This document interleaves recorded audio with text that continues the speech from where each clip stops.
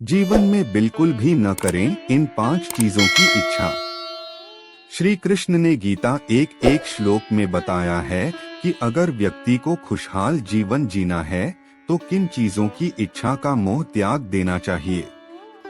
श्री कृष्ण के अनुसार अगर कोई व्यक्ति इन चीजों को पाने की इच्छा रखता है तो वह जीवन में कभी भी मान सम्मान सुख समृद्धि नहीं पा पाता है। हिंदू धर्म की पवित्र ग्रंथों में से एक श्रीमद्भागवत गीता को माना जाता है।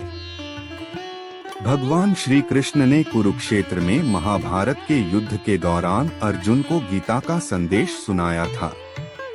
बता दें कि श्रीमद्भागवत गीता में भक्ति योग, कर्म योग, एकेश्वरवाद, ज्ञान योग का बहुत ही खूबसूरत तरीके से वर्णन किया गया है।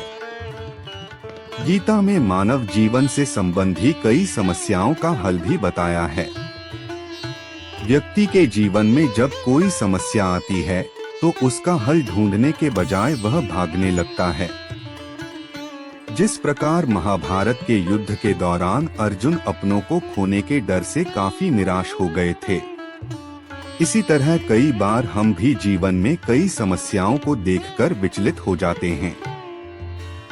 ऐसे में श्रीमद्भागवत गीता आपके काम आ सकती है।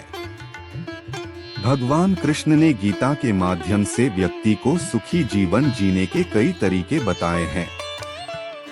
ऐसे ही उन्होंने ऐसी 4 चीजों के बारे में बताया है जिसकी इच्छा व्यक्ति को कभी नहीं करनी चाहिए। इससे उसकी को कष्टों का भागीदार बनना पड़ता है। श्लोक: परान्नम च परद्रव्यं तथैव च प्रतिग्रहें परस्त्री परनिंदा च मनसा अपि विवर्जय। अर्थात पराया अन्न, पराया धन, पराया दान, पराई स्त्री और दूसरे लोगों की निंदा, इनकी इच्छा मानव को कभी नहीं करनी चाहिए। पराया अन्न: श्री कृष्ण कहते हैं कि व्यक्ति को अगर अपना या फिर घर के सदस्यों का पेट भरता है तो खुद मेहनत करते कमाए गए पैसों से खरीद कर भरें। किसी दूसरे के अन्न में खुद का हक न समझें, क्योंकि वो अन्न भी किसी के द्वारा की गई मेहनत के बाद ही मिला है। ऐसे में अगर आप पराया अन्न की इच्छा रखते हैं, स्वास्थ्य पर अच्छा असर नहीं पड़ता है। पराया धन: कभी भी दूसरे को धन को अपना नहीं समझना चाहिए। अगर आपने किसी का धन छल से ले लिया है तो उससे कई गुना अधिक चुकाना पड़ सकता है। यह धन स्वास्थ्य, शिक्षा या फिर किसी अन्य तरह से खर्च हो सकता है। पराया दान: हिंदू धर्म में दान का विशेष महत्व है।